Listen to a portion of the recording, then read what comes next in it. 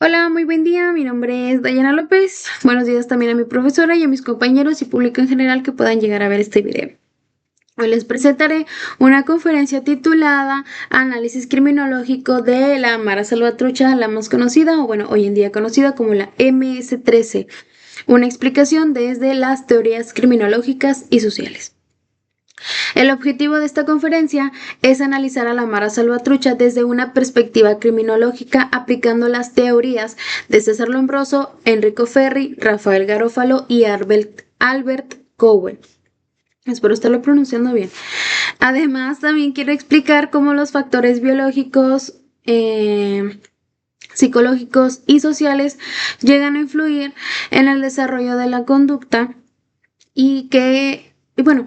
de la conducta delictiva y algunos de sus integrantes, ¿no? Es importante aclarar que el propósito de esta exposición no es justificar ni glorificar las acciones de estas pandillas, sino más bien comprender los diferentes factores que la criminología estudia para prevenir la violencia y el delito. Antes de hablar de la Mara Salvatrucha, es importante entender qué estudia la criminología. La criminología es una ciencia que analiza el delito, el delincuente, a la víctima y obviamente a la sociedad. Y busca respuestas, bueno, no respuestas, busca preguntas como por qué algunas personas cometen delitos. ¿Es posible prevenir la delincuencia y qué estrategias pueden ayudar a reducirla? A lo largo de la historia han existido diversas teorías para explicar el comportamiento criminal. Algunas se enfocan en factores biológicos, otras en aspectos psicológicos y otras consideran que el ambiente social es el principal responsable. En esta conferencia veremos cómo estas teorías pueden ayudar a comprender el fenómeno de la Mara Salvatrucha. Y antes que nada quisiera decir, preguntar, ¿qué es la Mara Salvatrucha? La Mara Salvatrucha, mejor conocida como la MS-13, nuevamente lo vuelvo a repetir, fue una pandilla muy conocida en el continente americano. Su nombre proviene de la palabra Mara, que en algunos países centroamericanos significa grupo o pandilla, y Salva hace referencia a El Salvador. Y el trucha es una expresión coloquial que significa estar alerta o atento. La MS-13 surgió durante la década de 1980 en la ciudad de Los Ángeles, California, Estados Unidos. En esta época, miles de personas huyeron de la guerra civil en El Salvador y emigraron a Estados Unidos buscando seguridad y mejores oportunidades. Muchos jóvenes salvadoreños llegaron a barrios donde ya existían pandillas organizadas. Debido a toda esta discriminación, toda esta violencia y la necesidad de protección, algunos decidieron formar su propia pandilla y con el tiempo este grupo comenzó a crecer y se convirtió en lo que hoy en día lo conocemos como la Mara Salvatrucha. Durante los años 90, el gobierno estadounidense deportó a miles de integrantes de pandillas hacia Centroamérica. Como muchos de estos países todavía llegaban a enfrentar problemas económicos, desempleo y debilidad institucional, lo que hicieron las pandillas fue lograr establecerse muy rápido en El Salvador, en Honduras, en Guatemala. Y con el paso de los años, la MS-13 dejó de ser una pandilla local para convertirse en una organización con presencia en varios países. Actualmente se han identificado grupos relacionados con la MS-13 en Estados Unidos y en México, y en otros países de Centroamérica. Sin embargo, su nivel de organización y actividad puede variar según el lugar. La mayoría de sus integrantes son jóvenes y aunque existen miembros adultos que permanecen dentro de la organización durante muchos años, uno de los aspectos que caracteriza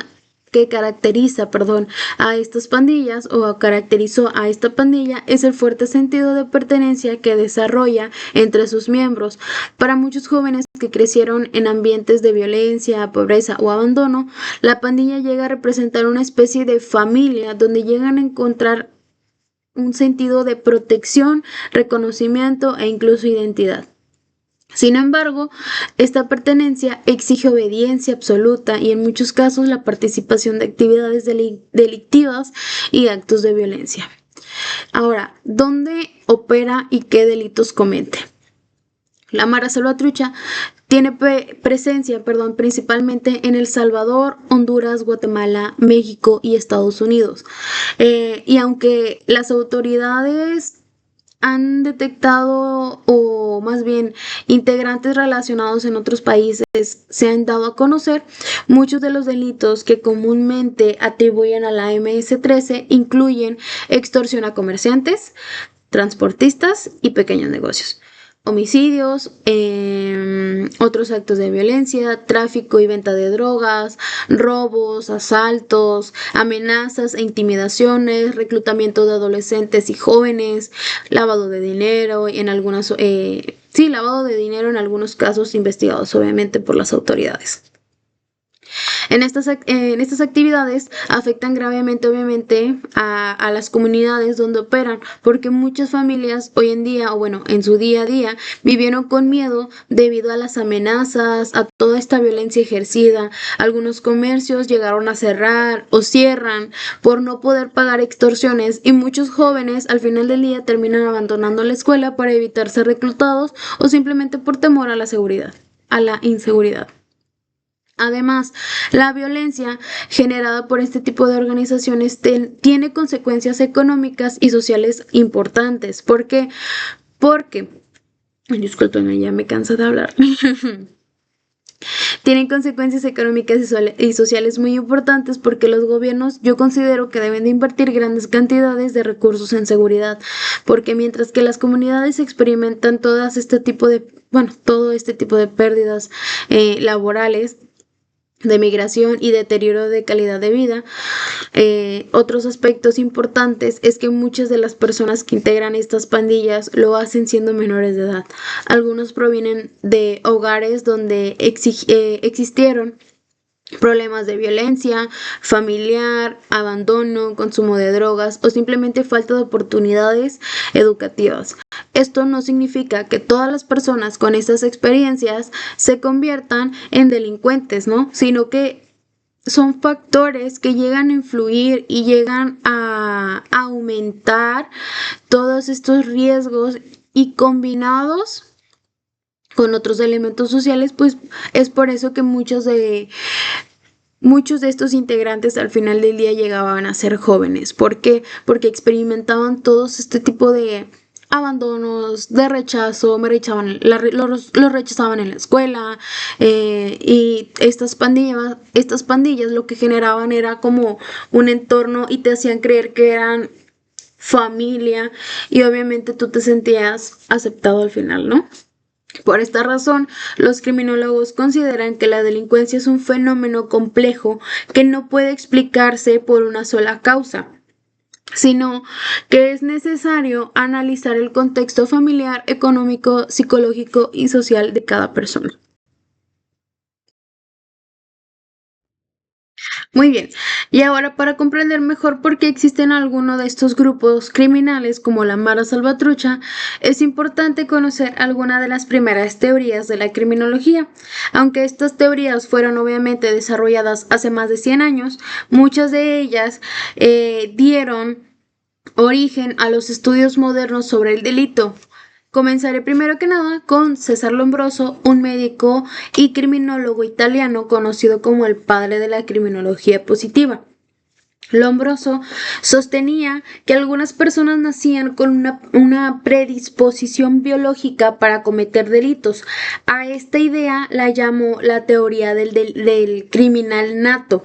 Según él, ciertos rasgos físicos como una mandíbula prominente, pómulos muy marcados, orejas grandes o una frente inclinada podían indicar que una persona tenía una tendencia natural hacia la delincuencia. Lombroso llegó a estas conclusiones después de estudiar a numerosos delincuentes encarcelados. Él creía que estas personas representaban una especie de retroceso evolutivo y que por esta razón tenían mayor inclinación hacia la violencia. Sin embargo, con el paso del tiempo esta teoría fue muy criticada. La ciencia moderna ha demostrado que no No existen características físicas que permitan identificar a un delincuente. Millones de personas tienen rasgos similares sin cometer ningún tipo de delito, y muchas personas condenadas por delitos no presentan ninguna de las características descritas por Lombroso. En el caso de la MS-13, la teoría de Lombroso no explica adecuadamente el fenómeno, sino más bien no hay evidencia científica de que sus integrantes nazcan siendo criminales. Al final, la mayoría de las investigaciones actuales nos muestran que la participación en pandillas está mucho más relacionada con el ambiente en el que una persona crece que con una apariencia física. Aún así, Lombroso hizo una contribución importante porque fue uno de los primeros investigadores en intentar estudiar el delito utilizando observación y métodos científicos, en lugar solamente de explicaciones basadas en la religión o en la moral. Por otra parte, el siguiente autor es Enrico Ferri, discípulo de Lombroso, quien amplió consideradamente el estudio de la criminología y de la delincuencia. Ferri no estaba de acuerdo con que la biología fuera una única explicación del delito. Él propuso que la conducta criminal es el resultado de la interacción entre factores biológicos, psicológicos y sociales. Según Ferri, existen tres grandes grupos de factores que influyen en el comportamiento delictivo, el cual es el factor individual, que es como la personalidad, la inteligencia o en algunos casos condiciones físicas. Los factores físicos relacionados con el clima, el lugar donde, no sé, ya sea donde vive esta persona o el entorno natural. Los factores sociales, como la pobreza, el desempleo, la falta de educación, la violencia, el consumo de drogas y la desigualdad. Estas teorías nos resultan un poquito más útiles, por así llamarlo, para comprender a la MS-13, porque muchos estudios muestran que numerosos integrantes crecieron en comunidades con altos índices de violencia. Escasez de oportunidades, ya sean educativas, la pobreza también influye demasiado, las familias desintegradas, la presencia constante obviamente entre otras pandillas.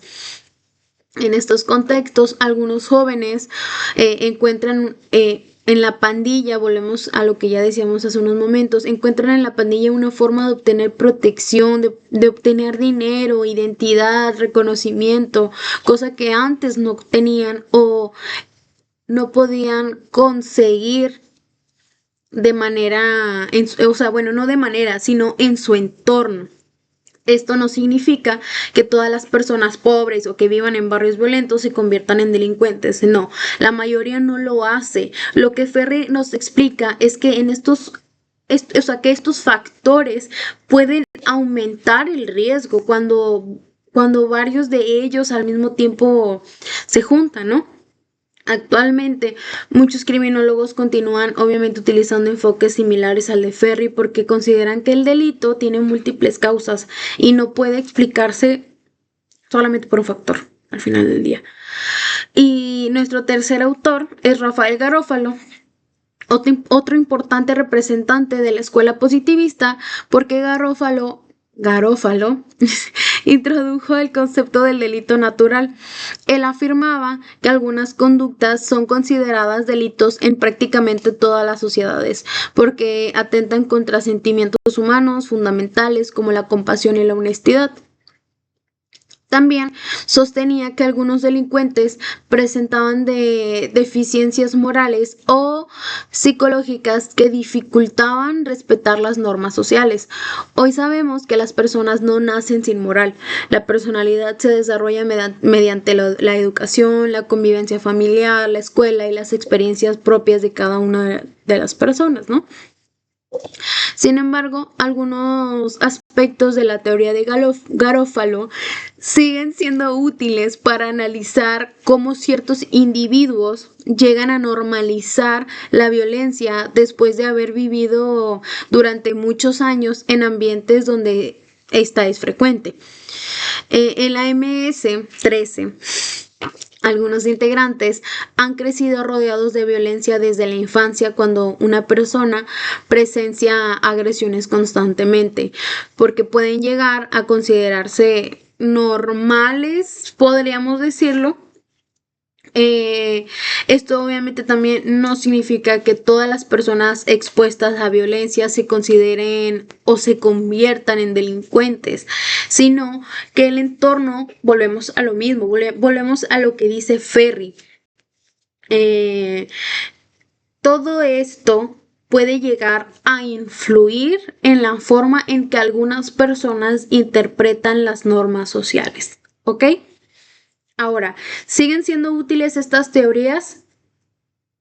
Después de analizar, después de interpretar lo que antes se decía y lo que hoy en día se dice,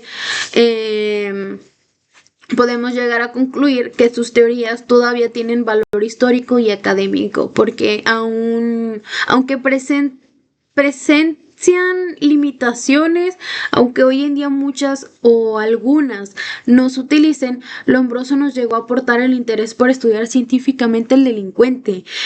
Por su teoría del criminal nato, pues ha sido descartada, ¿no? Por toda esta evidencia científica, pero al final del día él nos aportó el interés por estudiar científicamente al delincuente. Punto.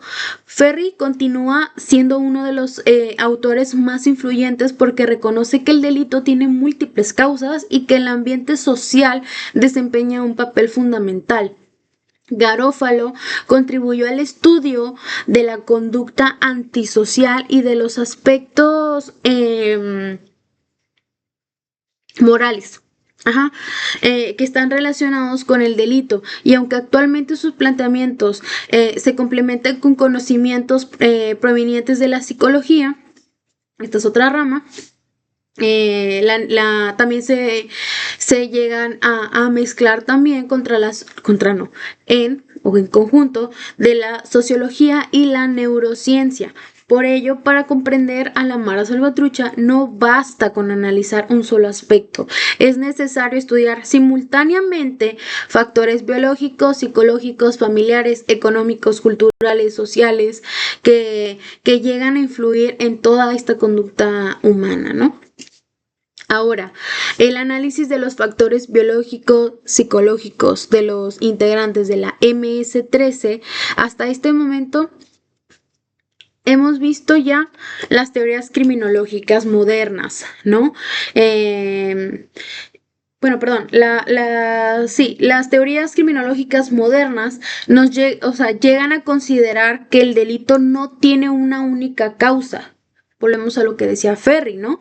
Que lo que hoy en día nos dicen que para comprender por qué algunas personas ingresan o ingresaron en su momento a la Mara Salvatrucha, porque tengo entendido que por ahí no es que ya no exista, ¿no? Sin embargo, hoy en día, en la actualidad, existe un mayor control, pero me estoy desviando. Es necesario primero analizar tres dimensiones, que es la biología, la psicología y la social.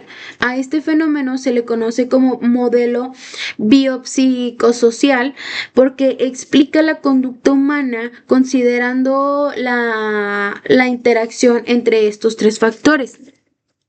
Vamos a ponerlos como A, B y C, ¿no? El factor A es el biológico, ¿no? Y es importante aclarar que no existe un gen del crimen. No existe un gen del crimen, ni una característica física que nos llegue a convertir en una persona que es delincuente, ¿no? La ciencia nos ha demostrado que nadie nace destinado a pertenecer a una pandilla. Nadie, absolutamente nadie. No existe un gen del crimen. Sin embargo, algunos factores biológicos pueden influir más no que exista, pueden influir indirectamente en la conducta.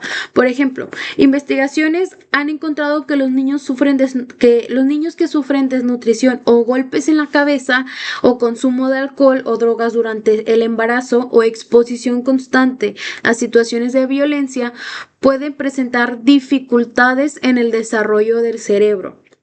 Estas alteraciones pueden afectar funciones como el autocontrol, la conducta de toma de decisiones, la regulación de las emociones y el manejo de la impulsividad. Además, muchos jóvenes que terminan ingresándose a pandillas crecieron en ambientes donde experimentan esta constante, ¿no? Vivir durante años con miedo, con violencia o abuso puede producir cambios en la forma en el que el organismo responde al final del día al peligro, ¿no? Por ejemplo, un adolescente que desde pequeño escucha disparos, presencia de asesinatos o sufre maltrato puede llegar a desarrollar una respuesta exageradísima o exagerada al estrés. Esto significa que reacciona con mayor facilidad mediante la agresión o la impulsividad. Es importante también aclarar que estos factores no obligan a una persona a cometer delitos. Muchas personas que han experimentado muy difíciles situaciones logran salir adelante y nunca participan en actividades criminales. Ajá. Además, los factores biológicos deben entenderse como una posible influencia, más no como una condena. ¿Ok? En el caso de la MS-13 no existe evidencia científica de que sus miembros compartan características biológicas específicas, sino que muestran lo que sí muestran diversas investigaciones es que muchos crecieron expuestos a situaciones de violencia extrema desde la infancia, lo cual puede afectar su desarrollo emocional y conductual. ¿Ok? Nuestro punto B es el factor psicológico.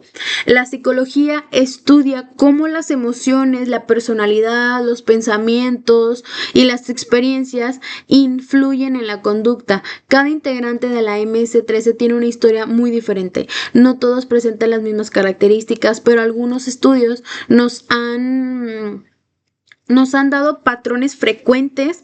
Uno de ellos es en la búsqueda de identidad. Volvemos a lo que decía Ferry. Durante la adolescencia, todas las personas necesitan sentirse aceptadas y valoradas. Todos. Cuando un joven no encuentra este apoyo en su familia, en la escuela o en la comunidad, puede buscarlo en este tipo de grupos o en general en otros grupos, no específicamente en una pandilla. Pero obviamente la pandilla ofrece un sentimiento de pertenencia. También puede existir una fuerte necesidad de reconocimiento. Muchos jóvenes desean sentirse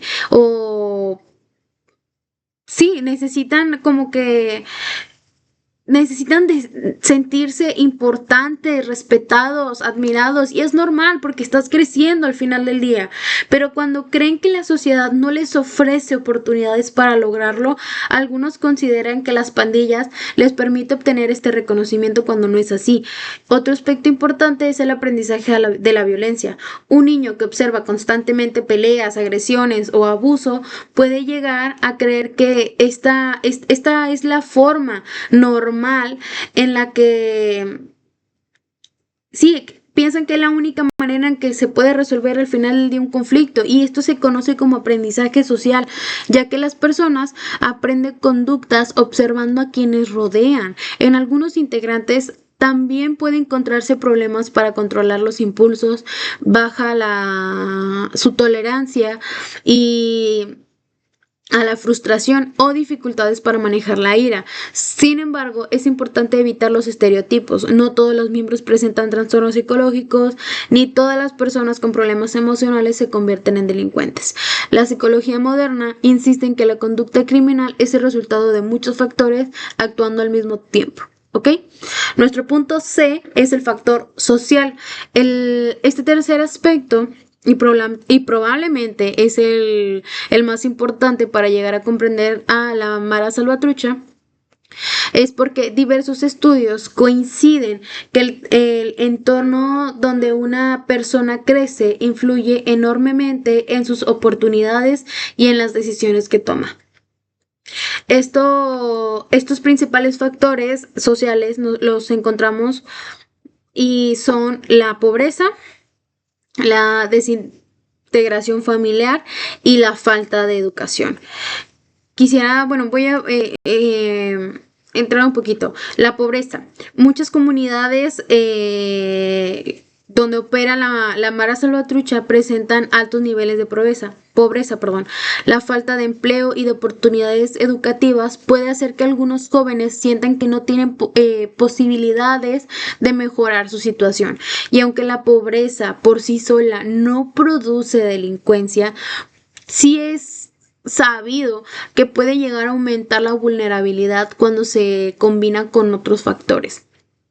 La desintegración familiar es que muchos integrantes que crecieron en hogares donde hubo abandono, violencia doméstica o incluso llegan al consumo de drogas o a ausencia de alguno de sus padres, la familia suele ser el primer espacio donde una persona aprende valores, donde aprendemos normas y donde formamos toda esta necesidad de resolver conflictos.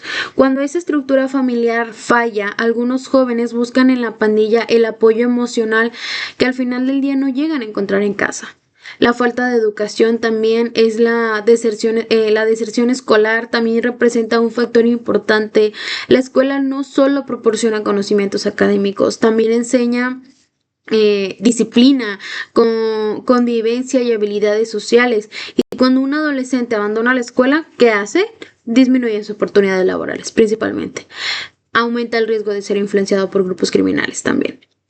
Entonces aquí entra el entorno comunitario. En algunos barrios donde existen pandillas desde hace muchísimos años, los niños crecen al final del día viendo que estos grupos forman parte de la vida cotidiana.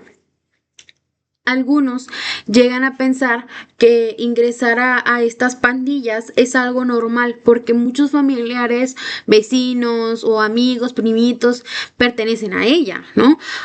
Por eso los especialistas señalan que la prevención debe comenzar desde la infancia mediante programas educativos, actividades deportivas, apoyo psicológico y fortalecimiento de las familias.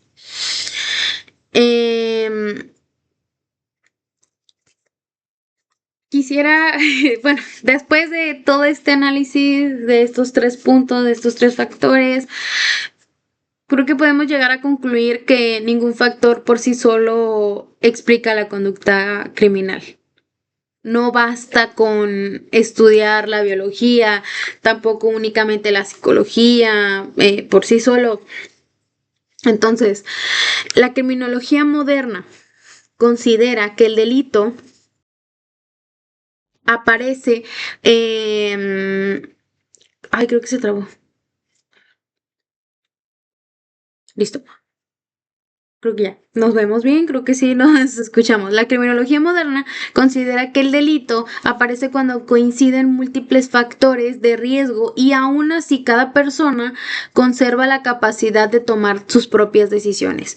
Por esta razón, las estrategias para prevenir la delincuencia deben ser integrales. Es necesario fortalecer la educación, apoyar a las familias, ofrecer oportunidades de empleo, brindar atención psicológica y mejorar las condiciones de vida de las comunidades más vulnerables. De esta manera será posible reducir las posibilidades de que más jóvenes sean reclutados por organizaciones, no precisamente la Mara Salvatrucha, sino en general otras pandillas, otras organizaciones criminales. De esta manera, pues sí, podemos al final del día reducir todas estas posibilidades y volvemos a lo mismo, no precisamente la misma. Me faltó hablar también sobre la aplicación de Albert Cohen en la Mara Salvatrucha. En 1955 publicó su teoría de las subculturas delincuentes, en las que explicó que muchos jóvenes no delinquen únicamente por necesidad económica. En muchos casos lo hacen porque buscan algo que consideran Sí, consideran algo muy importante, que es la aceptación, respeto, identidad y reconocimiento social. Según Cowen, la sociedad establece metas como obtener una buena educación, conseguir un empleo estable, formar una familia y tener éxito profesional. Sin embargo, no todos los jóvenes tienen las mismas oportunidades para alcanzar todas estas metas. Cuando algunos jóvenes sienten que a pesar de sus esfuerzos no pueden lograr este reconocimiento por los medios convencionales, experimentan lo que Cowen llamó frustración de estatus. Frustración de estatus, es decir, que sienten que la sociedad los rechaza o los aparta y no les permite progresar. Como respuesta a esta frustración, algunos creen que ingresan en una subcultura, que es un grupo con normas, valores o formas de comportamiento diferentes a la sociedad en general, que quiere decir que dentro de esta subcultura aquello que la sociedad considera incorrecto puede ser visto como una manera de valentía, lealtad o prestigio. ¿Y cómo se aplica esta teoría en la MS-13? Pues bueno, muchos de ellos crecieron en barrios donde existen pocas oportunidades educativas, como ya lo habíamos mencionado, y en este contexto algunos sienten que no tienen el acceso al éxito por los medios tradicionales. Las pandillas les ofrecen algo que no encuentran en otros lugares, que es un sentido de pertenencia, protección frente a otros grupos, reconocimiento por parte de sus compañeros, una identidad propia, una sensación de formar parte de una familia. Dentro de la MS-13 existen símbolos que fortalecen este sentido de pertenencia y entre ellos se encuentran ciertos tatuajes, señales con las manos, grafitis, formas de vestir y un lenguaje característico. Estos elementos permiten que los integrantes se identifiquen entre sí, una disculpa, y demuestren lealtad al grupo. Es importante aclarar que estos símbolos tienen un significado dentro de la organización, pero no deben interpretarse de manera aislada para identificar o juzgar a una persona, ya que muchas personas pueden tener un tatuaje o usar determinada ropa sin pertenecer a una pandilla, ¿no? Nos regresamos un poquito a la teoría del hombroso. No podemos juzgar a una persona por su físico, por sus características biológicas, ¿no? La teoría de Cowen también explica que dentro de la subcultura el prestigio no se obtiene por estudiar o por trabajar, sino por cumplir las normas del grupo. Esto puede llevar a algunos jóvenes a realizar conductas violentas para ganar reconocimiento dentro de la pandilla. Sin embargo, es importante recordar que no todos los jóvenes que viven en condiciones difíciles ingresan a una pandilla. Muchas personas enfrentan pobreza, violencia, discriminación y aún así construyen un proyecto de vida basado en el estudio, el trabajo y el respeto de la ley. Conforme a la ley, perdón.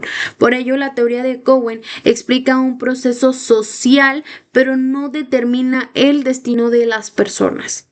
¿Ok? Después de este análisis, nuevamente, desde diferentes perspectivas criminológicas, podemos concluir que la delincuencia es un fenómeno complejo, que no puede explicarse por una causa, sino que las teorías de Lombroso, Ferri y Garofalo marcaron el inicio del estudio científico del delito, y aunque algunas de sus ideas han sido superadas por las investigaciones hoy en día modernas, sus aportaciones siguen siendo importantes para comprender la evolución de la criminología. De los tres autores, Enrico Ferri es quien ofrece una explicación un poquito más cercana a nuestra realidad hoy en día, porque ya que reconoce que la conducta delictiva surge de la interacción entre factores biológicos, psicológicos y sociales. Y por otra parte, la teoría de Albert Cowen nos permite comprender cómo algunos jóvenes buscan aceptación, identidad y reconocimiento dentro de una subcultura cuando sienten que la sociedad no les ofrece oportunidades suficientes. En el caso de la Mara Salvatrucha, observamos que muchos de sus integrantes crecieron en contextos de pobreza, violencia y exclusión social, abandono y escasas oportunidades educativas. Esos factores, volvemos a lo mismo, pueden aumentar el riesgo de que algunos jóvenes sean reclutados por grupos criminales, aunque no determinan que una persona vaya a delinquir. Por eso la prevención del delito requiere muchísimo más que castigar a quienes cometen un delito. También es necesario fortalecer a las familias, mejorar el acceso a la educación, generar oportunidades de empleo, brindar atención psicológica y desarrollar programas de prevención dirigidos a niños y adolescentes. Como como futuros profesionales en el área de la criminología y las ciencias sociales, debemos comprender que detrás de cada caso existen múltiples factores que deben analizarse con la objetividad, responsabilidad y respeto a la dignidad humana. Estudiar todas estas organizaciones como la MS-13 no significa justificar sus acciones, no, sino más bien es comprender y aprender a identificar los factores que llegan a favorecer la violencia para diseñar estrategias de prevención más eficaces y contribuir a construir comunidades más seguras.